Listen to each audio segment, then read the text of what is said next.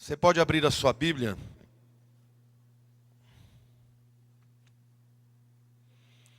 O livro de Gênesis, capítulo 28. Nós vamos ler os versículos 10 a 17. Gênesis 28, de 10 a 17. Quantos já abriram, digam amém. Partiu Jacó de Beer-sheva e seguiu para Harã. Tendo chegado a um certo lugar, ali passou a noite, pois já era o sol posto. Tomou uma das pedras do lugar, fê-la seu travesseiro e se deitou ali mesmo para dormir. E sonhou, e eis que havia posta na terra uma escada, cujo topo atingia o céu. E os anjos de Deus subiam e desciam por ela. Perto dele estava o Senhor, ele lhe disse: eu sou o Senhor, Deus de Abraão, teu pai, e Deus de Isaque. A terra em que agora estás deitado, eu te darei, a ti e a tua descendência. A tua descendência será como o pó da terra. Estender-te-ás para o ocidente e para o oriente, para o norte e para o sul. Em ti e na tua descendência serão abençoadas todas as famílias da terra. Eis que eu estou contigo e te guardarei, por onde quer que fores, e te farei voltar a esta terra, porque não te desampararei, até cumprir eu aquilo que eu hei referido. Despertado Jacó do seu sono, disse: na verdade, o Senhor está nesse lugar, e eu não sabia. E temendo disse: quão temível é este lugar! É a casa de Deus, é a porta dos céus. Glória a Deus. Que linda essa experiência que Jacó teve. Quero começar contando uma piadinha. Diz que um cientista conseguiu falar com Deus. Marcou um encontro com Deus e chegou lá na presença de Deus e disse: olha, Deus, eu tenho uma coisa muito séria para te dizer. É mesmo? O que é? Quero te dizer que eu não preciso de você. Aliás, nós humanos não precisamos mais de você. Por quê? Ora, afinal de contas, nós já clonamos um animal e estamos discutindo as leis para poder clonar pessoas. Nós já fazemos transplantes de coração, de fígado, de pulmão, todo tipo de transplante. Nós já voamos, já dominamos a lei da gravidade. Nós não precisamos mais de você. Aí Deus falou: tá bom, então vou fazer um teste aqui. Se vocês fizerem o que eu estou falando, vocês realmente não precisam mais de mim. O que é? Não, então eu quero que vocês provem e vocês façam um homem a partir do barro. O cientista parou, pensou, falou: tá bom, pode demorar algum tempo, mas nós vamos fazer. E ele foi baixando para pegar um barro. Deus falou: pera lá, já que vai fazer o negócio, faz completo. Vai fazer o barro também.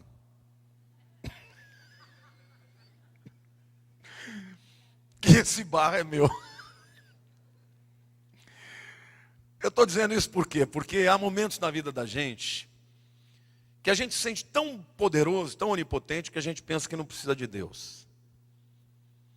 Mas há momentos na vida da gente que a gente se sente tão mal, tão pequeno, diante de tantos problemas, que a gente acha que Deus não se importa conosco. Mas existe um equilíbrio aí. Está no meio do caminho. E esse equilíbrio é o da palavra de Deus, que diz: porque todas as coisas, diga todas as coisas, concorrem para o bem dos que amam a Deus, daqueles que são chamados segundo o seu propósito. Amém? Querido, às vezes você pode estar vivendo uma situação que você não esperava, você foi surpreso com isso, algo que está fora do seu controle, pode ser uma enfermidade, pode ser um problema financeiro, pode ser um problema no seu trabalho, alguma área que você não consegue lidar e não consegue resolver. E eu quero dizer para você que isso não é o fim. Deus é um Deus que cuida dos seus. Deus dirige as nossas vidas, mesmo quando nós não sabemos. Por isso o nome da mensagem de hoje é: a maravilhosa e invisível direção de Deus. Diga assim, a maravilhosa e invisível direção de Deus. Nós lemos um trecho da palavra de Deus que conta a história de um dos patriarcas, chamado Jacó. Jacó, um dia teve uma experiência com Deus e seu nome foi trocado para Israel. Ele é o pai da nação de Israel. Mas Jacó, ele está nesse momento vivendo uma crise muito grande. Por quê? Vocês sabem que Jacó, alguém aqui sabe o que nome Jacó significa? Todo mundo diz usurpador, né? Mas eu vou dar a tradução do original. Yaakov vem de Yad, que é mão, e Kev, que é calcanhar. Ele foi chamado de Yaakov, por quê? Porque desde o ventre da mãe dele, ele já estava puxando o calcanhar do irmão dele, Esaú. Porque havia uma lei naquela época que quem nascesse primeiro tinha o direito à primogenitura. E o primogênito recebia o dobro da herança. Então Jacó, acho que desde o ventre, eles eram gêmeos, mas Esaú nasceu antes, e ele com a mão no pé de Esaú. Jacó cresceu numa cidade chamada Beersheba. Ber no hebraico é fonte, poço, e Sheva é 7. É a cidade dos 7 poços. Cresceu, fez amigos, a sua família, tudo que ele tinha estava lá. Mas um dia, num conluio que ele teve com a sua mãe, Rebeca, ele enganou o pai, Isaac. De que jeito? Para vocês entenderem um pouquinho, Esaú, o filho que nasceu primeiro, ele era totalmente voltado para as atividades externas. É o que a gente chamaria de um outsider. Ele só gostava de ficar fora, era um caçador, era um atleta. Ele era aquele que trazia os animais para o pai e dizia, olha pai, o animal que eu matei. E Isaac ficava cheio. Jacó, em contrapartida, era o queridinho da mamãe. Cresceu na barra da saia da mamãe. Jacó cozinhava bem. A mãe dele era uma cozinheira por excelência, ele aprendeu a cozinhar. Só que tem uma coisa, Jacó nunca se contentou com o fato de que ele não ia receber aquela bênção. Então, quando chegou a hora do pai, Isaac está morrendo, junto com a mãe, eles enganaram o pai. Ele botou a roupa de Esaú para que o cheiro fosse dele, esperou que a noite chegasse, se aproximaram de Isaac, que estava cego, e enganaram Isaac. Isaac abençoou a Jacó pensando que estava abençoando Esaú. E quando Esaú chega de uma caçada para receber a bênção do pai, ele descobre que a bênção já tinha sido dada. Esaú ficou furioso. E Jacó teve que fugir, saindo de Beersheba para Harã, na Babilônia, um caminho que daria mais ou menos uns 800 quilômetros. Mas ele, ainda que estivesse absolutamente cheio de culpa, de medo, imagine, ter que lutar contra o seu irmão, ele não tinha chance alguma. Então, a primeira evidência de que Deus dirigiu a vida de Jacó foi na crise. Diga para a pessoa do teu lado, Deus dirige os seus até na crise. Diga, até na fuga. E ele sai dali, sai da zona de conforto para o desconhecido. Você já se sentiu assim alguma vez? Ele teve que deixar para trás tudo aquilo que lhe dava segurança. E teve que ir para um lugar que ele nunca conhecia. O caminho que ele tomou não era uma rota normal. Porque certamente se Esaú viesse atrás dele, viria pela rota normal. E iria alcançá-la. É mais ou menos como se eu estivesse numa corrida, numa maratona, e o pastor Daniel atrás de mim. Eu tinha que sair uns 2 dias antes. E ainda estaria correndo um risco sério. Então Deus estava dirigindo a vida dele. Porque ele vai e vai e vai e vai para um lugar que ele não sabia, não conhecia, mas sem que ele soubesse, Deus estava dirigindo a vida de Jacó para o seu futuro. Porque ele ia chegar a um lugar que Deus havia prometido para o seu avô, Abraão. Então eu quero dizer para você, querido, que há momentos na vida que você tem vontade de fugir, não tem? Você olha para o lado e fala, não tem solução, eu quero é fugir disso aqui. Quero desaparecer. E Deus está dizendo para você que o filho dele, aqueles com quem ele tem aliança, até quando fogem, são dirigidos pela mão poderosa de Deus. Porque ele sai e ele chega a um lugar que para ele não significava absolutamente nada. Mas era o lugar exato em que Deus havia tido o encontro com Abraão. Veja que coisa tremenda. E num dia, aliás em 12 horas, porque ele sai no romper do sol e para no momento que o sol se põe. Em 12 horas, ele correu aproximadamente 65 quilômetros. No sol quente, em montanhas, em vales, em lugares pedregosos, fugindo de um passado, sem saber o que haveria no futuro. Diga assim, Deus me dirige, até quando eu fujo. Querido, não adianta pensar fugir de Deus não, porque Deus te conhece. Davi dizia assim, como eu me ausentarei do teu espírito, como eu fugirei do teu espírito? Se eu descer ao abismo, o Senhor está lá. Se eu subir aos céus, o Senhor está lá também. Amém ou não? Jacó não sabia disso, mas Deus, a poderosa mão de Deus, estava dirigindo a sua vida. Segunda evidência é que Deus dirige não só o lugar, a nossa fuga, mas Ele dirige até onde nós vamos. Deixa eu fazer uma pergunta para vocês. O texto diz que Jacó parou a um certo lugar. Esse lugar era um lugar conhecido para ele? Ele escolheu porque ele conhecia o lugar? Não. Qual foi o determinante dele parar ali naquele lugar? O anoitecer, o sol se pôs. Imagine você ter que andar na noite num lugar que você não conhece. Você está muito mais suscetível a uma cobra te morder, uma peçonhenta, venenosa, cair num buraco, em algum poço que fosse feito por algum andarilho no deserto, pelos beduínos no deserto.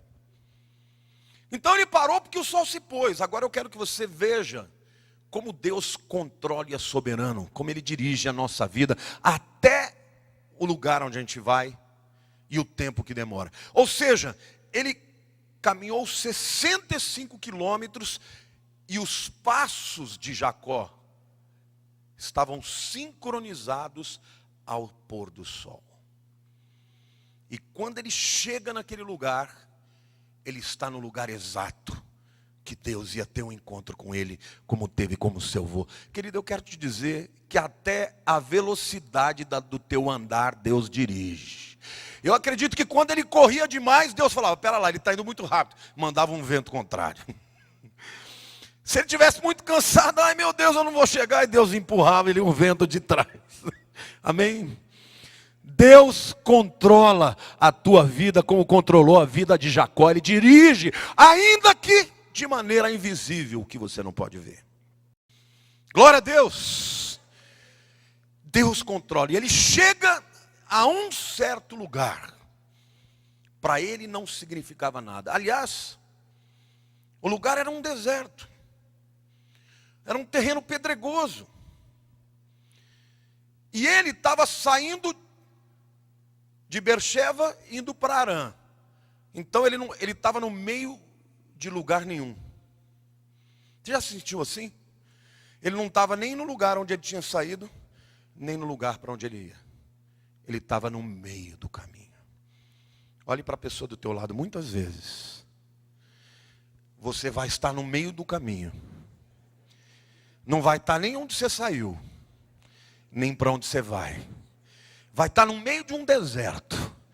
E lá Deus vai se encontrar com você. Amém? Aquilo que parece um lugar ermo, um lugar que não tem sentido, é o lugar onde Deus vai te encontrar. Quem está se sentindo assim no meio do caminho? No meio de um sonho que não se realizou? No meio de um projeto, de um trabalho, de algo que você iniciou por uma visão, por uma convicção, mas as coisas não aconteceram ainda. Deus está te dizendo, eu estou no controle, eu estou no controle, eu vou te encontrar no meio do caminho, não desista. Amém? Glória a Deus. Sabe, querido, tem muita gente que fica presa ao passado. Ai, naquele tempo.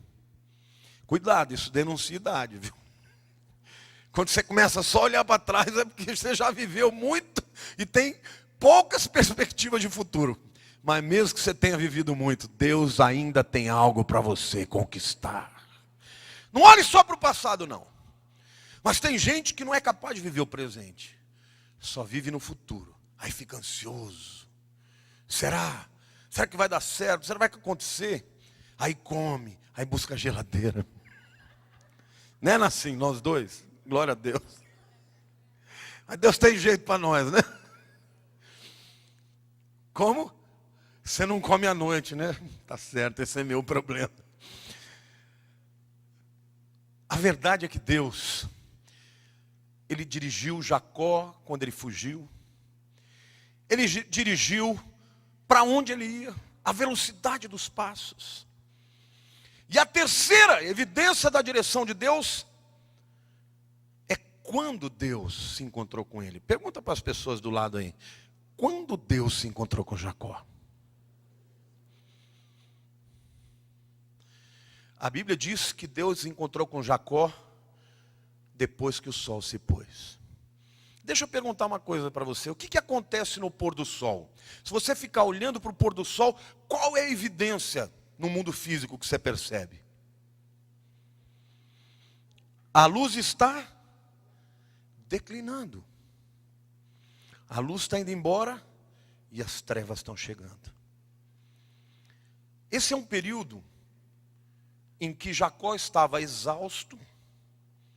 A visão de Jacó tinha diminuído muito. As convicções de Jacó estavam abaladas, porque ele sabia que Esaú estava no seu encalço. Ele não sabia se parava, tinha medo de parar e Esaú encontrá-lo, mas tinha medo de continuar, porque era perigoso andar à noite, então ele resolveu ficar ali. Era um momento de crise, eu tenho certeza que foi um momento de grande temor na vida de Jacó. Mas eu quero que você saiba que Deus dirige o quando também. E saiba de uma coisa, meu querido. Deus te dirige no momento da prova. Você sabia que o fogo não é inimigo do ouro? Sabia disso? Que o fogo e o ouro não são inimigos. Só que para o ouro ficar purificado, vai ter que arder no fogo. Você sabia que o esmeril não é inimigo do diamante? Mas para o diamante ficar purificado, estou falando ali com uma expertise, não é uma expert. Ela fez assim, precisa ter lixa. O diamante não vai ficar puro se não for lixado pelo esmeril, que é uma outra pedra muito dura, quase tão dura quanto o diamante. O esmeril é mais gasto do que o diamante, mas ele produz o efeito necessário. Você sabia que o vento contrário não é inimigo do avião? Mas o avião não vai voar se não tiver a resistência do vento contrário. Quantos aqui estão passando por uma prova? Deus não é teu inimigo. A resistência que Ele está fazendo na tua vida é para te tornar alguém melhor. Saiba disso, porque o diabo ele vem e começa a soprar e começa a te dizer, está vendo, Deus não se importa, você está sozinho, a noite está caindo, o perigo de Esaú chegar está aí. Mas naquele momento, era um momento em que Deus ia encontrar Jacó nos seus sonhos. E eu vejo aqui também a maneira como Deus falou com Jacó de uma maneira muito tremenda, porque no mundo físico não adiantava alguém chegar, consolar Jacó e dizer que ele estava bem, porque ele sabia que ele não estava bem. As perspectivas deles eram as piores. Gente, ele brigou por causa de uma bênção da primogenitura que daria a ele o dobro da herança. Ele saiu e perdeu tudo. Ele não ficou nem com a parte dele. No entanto, Deus tira Jacó do mundo físico e o leva para uma outra realidade, onde ele não tem mais limites. E aí que ele tem aquela visão daquela escada que vai até os céus. E eu quero dizer para vocês que esse sonho foi um sonho, um instrumento de bênção tremendo na vida de Jacó. E eu quero falar de algumas qualidades desse sonho que mudaram a vida de Jacó. Em primeiro lugar, eu quero dizer que esse sonho foi um sonho restaurador. Diga restaurador. A palavra sonho no hebraico é halom. Diga halom. E as 3 letras, porque o hebraico é uma língua que trabalha com raízes. Não ligue muito para o som, não. Pense mais na raiz e nas consoantes. Halom significa sonho, mas significa também restaurar a saúde. Se você for a Israel e precisar de um hospital, você pode falar assim, Ani Tzarich, diga Ani Tzarich, Beit Holim. Hospital é Beit Holim. Beit é casa. Casa de saúde. A mesma palavra para reparar a saúde é a palavra para sonho.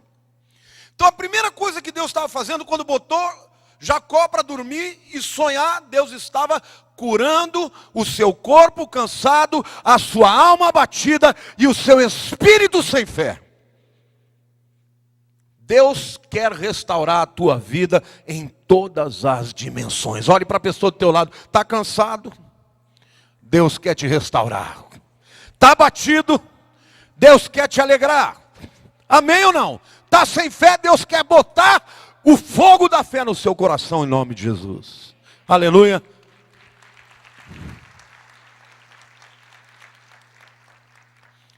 Deus, antes de fazer qualquer coisa, Ele precisa restaurar o teu mundo interior. E tem muita gente que está só olhando as perspectivas visíveis.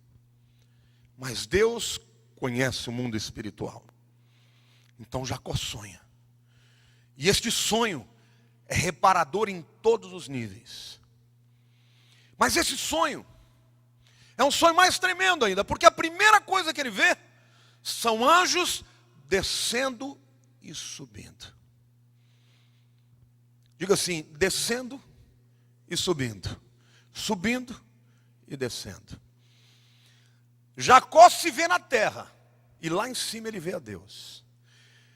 Mas Deus mostra para ele, Jacó, você pensa que você está sozinho? Tem anjos descendo e tem anjos subindo. Eles estão entre nós. Olha para o teu irmão do lado e fala, cuidado com o que você fala, com o que você faz. Tem um anjo perto de você.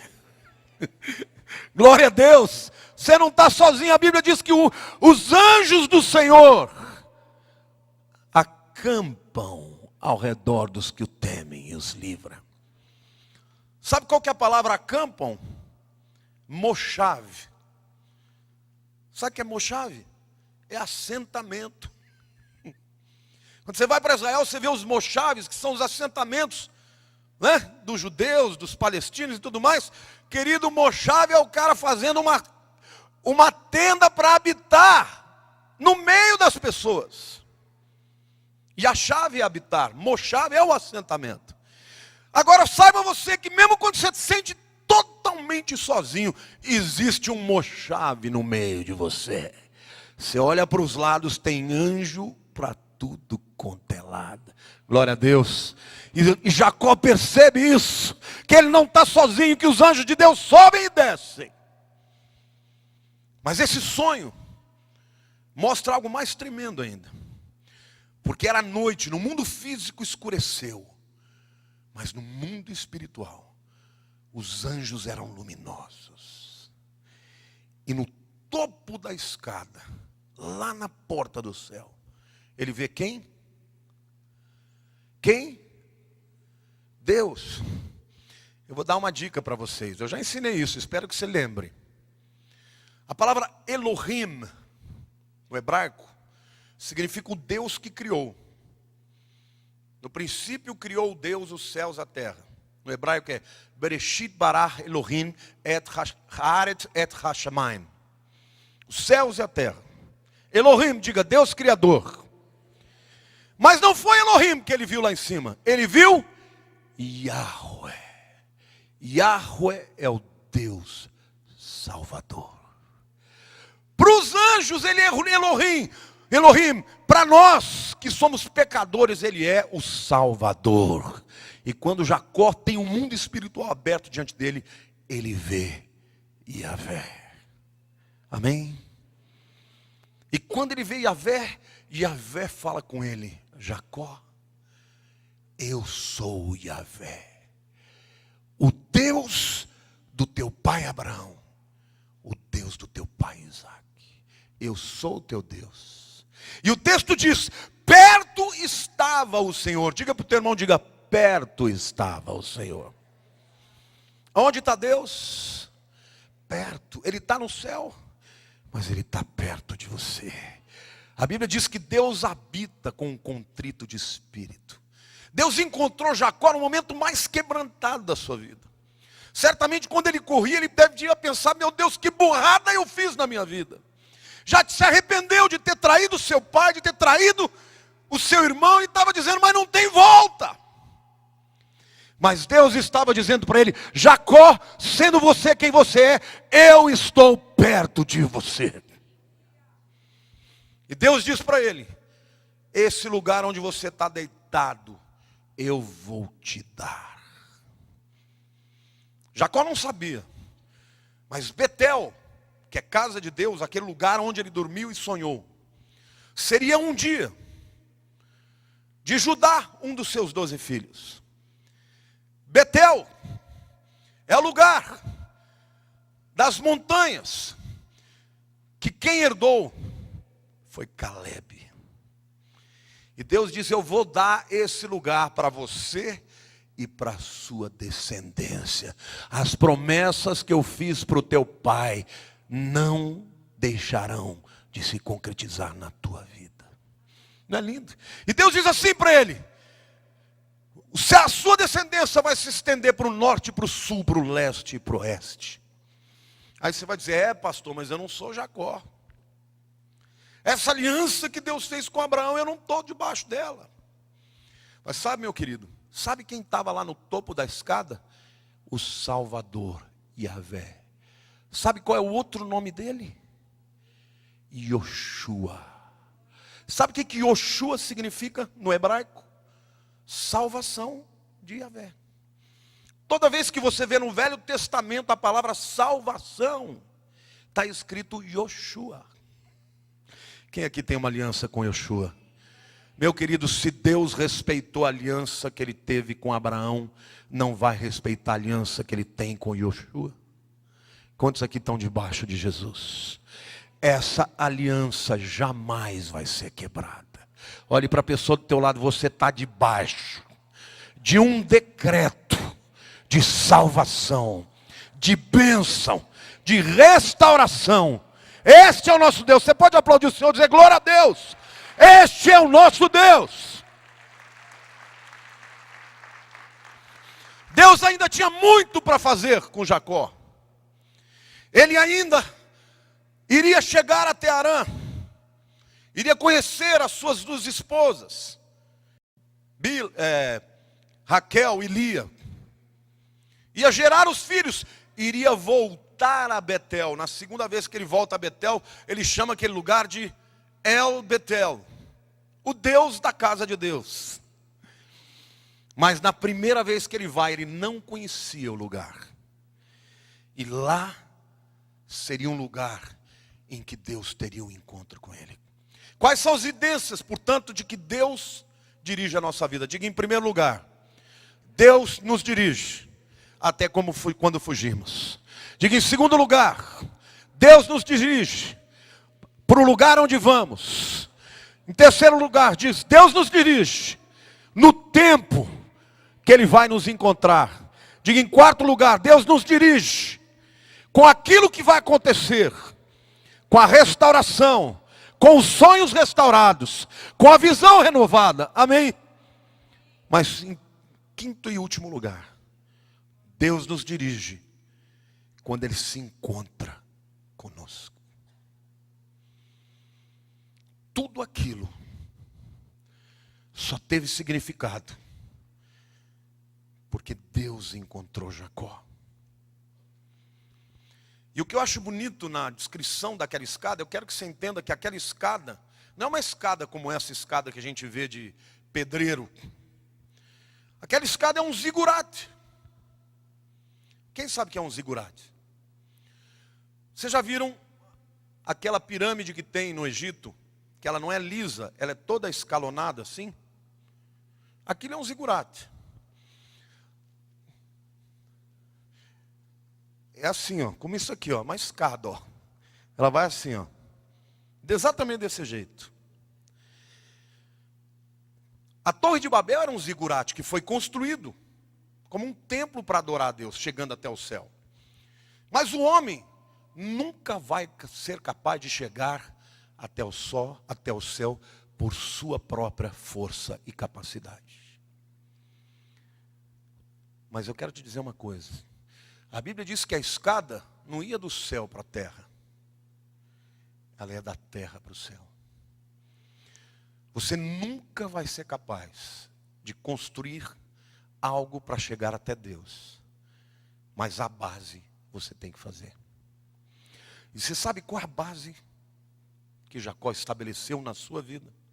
Você sabe por que Deus se alegrou de Jacó e se aborreceu de Esaú?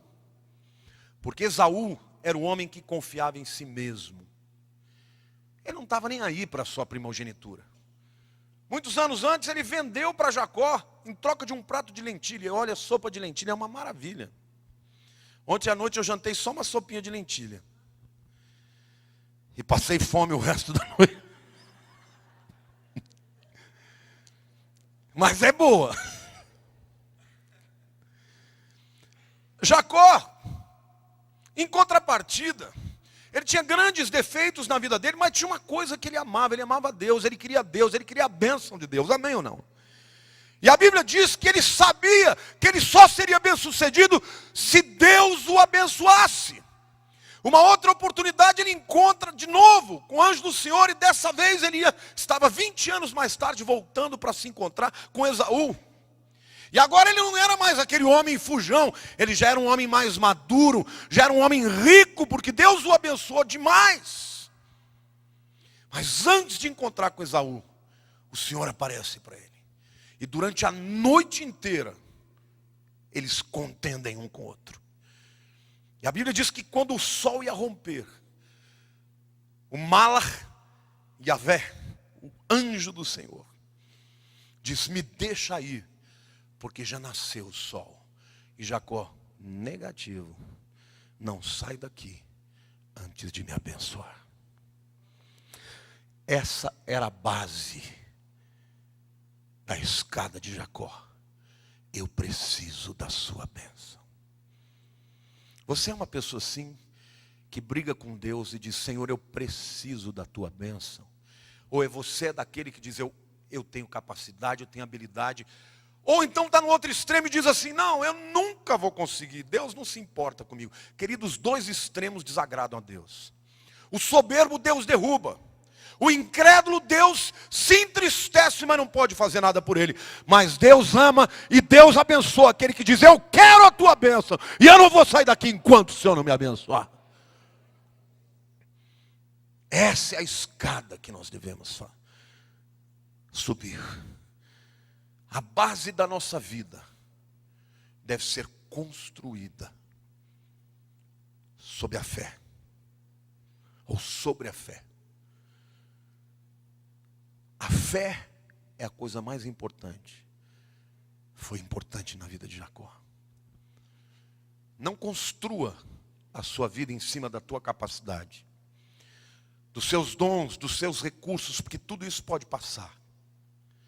Um dia você tem, outro dia não tem. Um dia tem saúde, amanhã está doente.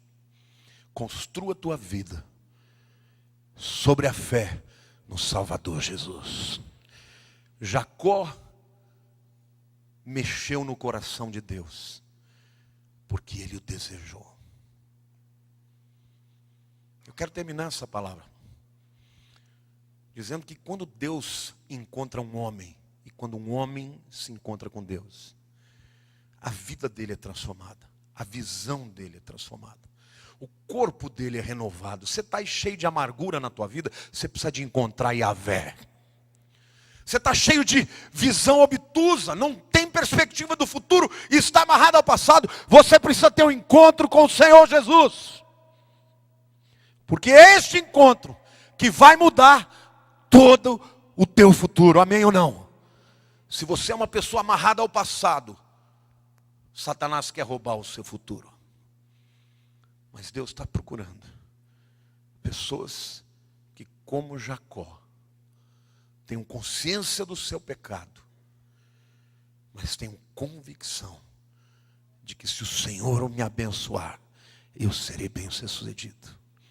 Feche os seus olhos, querido.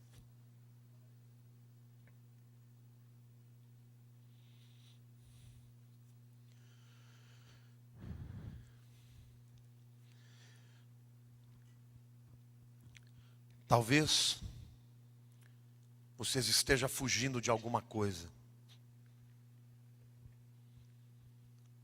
Talvez haja um passado na tua vida que te assombra, que te atormenta. Talvez você esteja caminhando pela vida, perdido, sem saber para onde ir, nem quando chegar.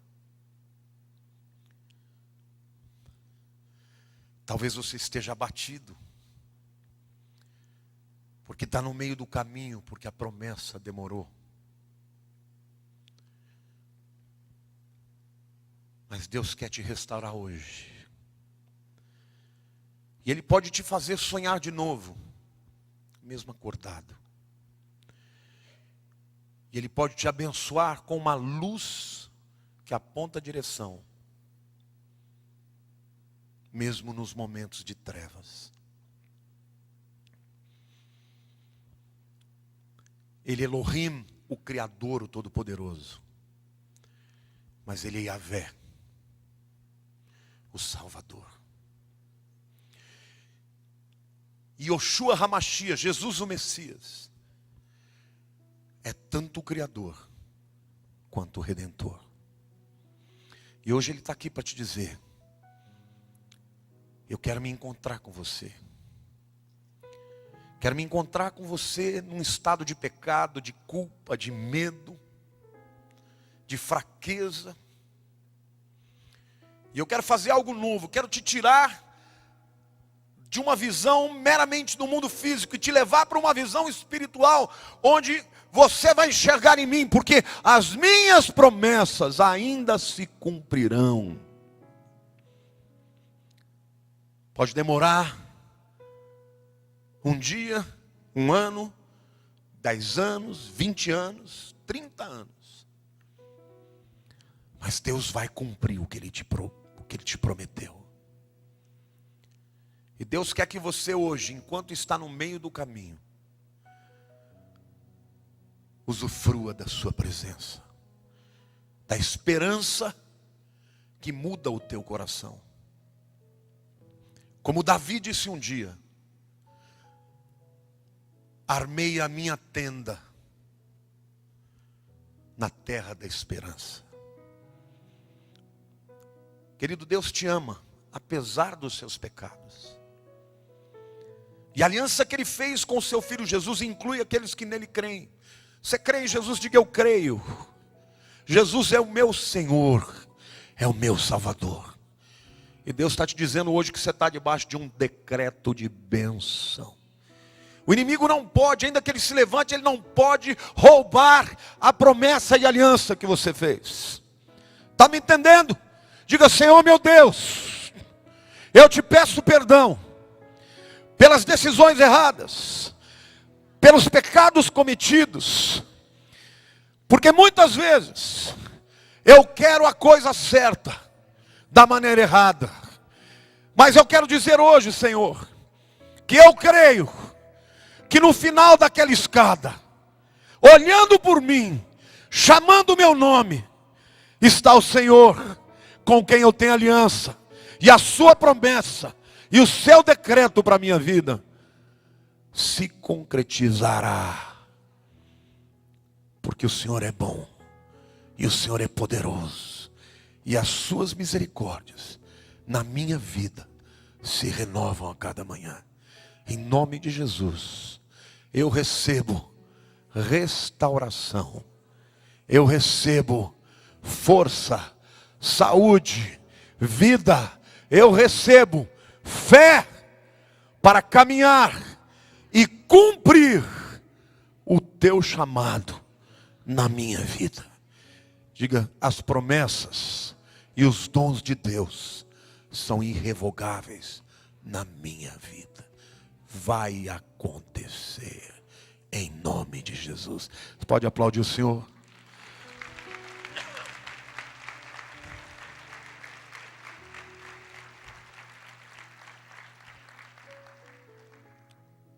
Deus é soberano. Não ouça a voz do acusador. A aliança que você fez com Jesus é eterna. Está me entendendo? É eterna. Jesus não vai deixar de te abençoar por causa de um erro no meio do caminho. Todo erro tem consequências, mas Deus é maior do que as consequências. A bênção do Senhor vai além dos nossos erros, amém ou não? Você crê nisso? Então hoje Deus quer que você saia daqui com o coração leve, porque a palavra de Deus diz, eu sei os pensamentos que eu tenho a vosso respeito, são pensamentos de paz. Deus está dizendo para você hoje, está tudo bem entre nós, amém? Está me entendendo, irmão? O diabo está dizendo, seu crentinho, você pisou na bola, Deus não tem mais isso para você. Deus fala, tenho sim. E no meio do caminho, algumas vezes ele vai te resistir. E você vai falar, Deus, o Senhor não me ama. Eu te amo, é que eu estou te lixando. Eu estou te preparando, eu estou te tratando. Mas eu vou fazer de você a pessoa que eu sonhei. Querido, a promessa de Deus para a tua vida é que aquele que começou uma boa obra, sabe quando a obra é boa? Quando ela não só começa bem, mas termina bem. Imagina um engenheiro fazendo uma casa, dizendo, tá bom, mas aí falta o dinheiro e fica faltando o acabamento. Não é uma boa obra. A promessa do Senhor é, aquele que começou uma boa obra, vai completá-la até o dia de Jesus. Querido, sabe qual é o final da obra? É o dia que você vai encontrar com Jesus, ou no arrebatamento, ou quando você for promovido dessa para melhor. Mas você vai chegar lá na presença de Deus, e ele vai olhar para você e diz, estou satisfeito com a boa obra que eu fiz na tua vida. Amém? Quantos aqui creem nisso? Diga, eu creio. Diga, eu recebo essa palavra. Amém. Não olhe para as circunstâncias. Não viva segundo aquilo que os teus olhos veem. Porque aquilo que parecia um deserto, Jacó descobriu ser. Primeiro, Sha'ar Hashamayim, a porta do céu. E Betel, a casa de Deus. Sabe onde Deus mora? Deus mora dentro de você. Então, ainda que tudo ao seu redor seja um inferno, você habita na casa de Deus. Porque Deus fez de você a sua casa e a sua morada. Diga para a pessoa do teu lado, meu querido, levanta a cabeça, vai dar tudo certo. Diga, Deus está trabalhando. Se a gente pudesse olhar para o céu, a gente ia olhar para Deus olhando para baixo, trabalhando na nossa vida, mexendo os pauzinhos. E se você pudesse ter os olhos espirituais abertos, você ia ver uma placa na vida do seu irmão e ele na sua: em obras.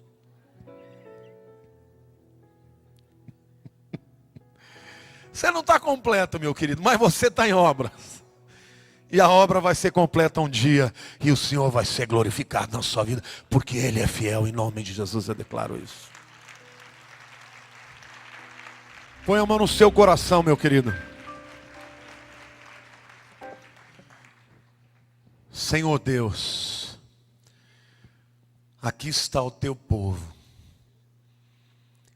aqueles com quem tu tens uma grande aliança. Na nossa vida, Senhor, queremos sempre reconhecer, tudo vem de Ti, tudo tem um propósito, e queremos estar nele, ó Deus. Se há alguém aqui que está se perdendo, se desviando, traz de volta. Traz, ó Deus, como só Tu sabes fazer. Dirigindo, conduzindo, até nos nossos erros. Dirigindo o ritmo dos nossos passos. O lugar em que chegamos. E onde temos o encontro contigo. Pai, ajuda-nos a enxergar a Tua fidelidade, que nunca permaneça no nosso coração nenhuma seta de dúvida da Tua fidelidade e da Tua competência de cumprir aquilo que o Senhor prometeu. Por isso enche o coração da Tua igreja de graça, a graça maravilhosa do nosso campeão, do nosso general, do nosso amigo de todas as horas, do nosso Redentor, Yoshua HaMashiach, Jesus, o Messias. Que o amor do Abba Pai, do Abba Hashamayim, do Pai que está nos céus, e que as consolações de Ruach HaKadosh, do Espírito Santo, estejam com todos os Teus filhos, com todo o Teu povo, ontem, hoje e sempre, para a glória do Teu nome.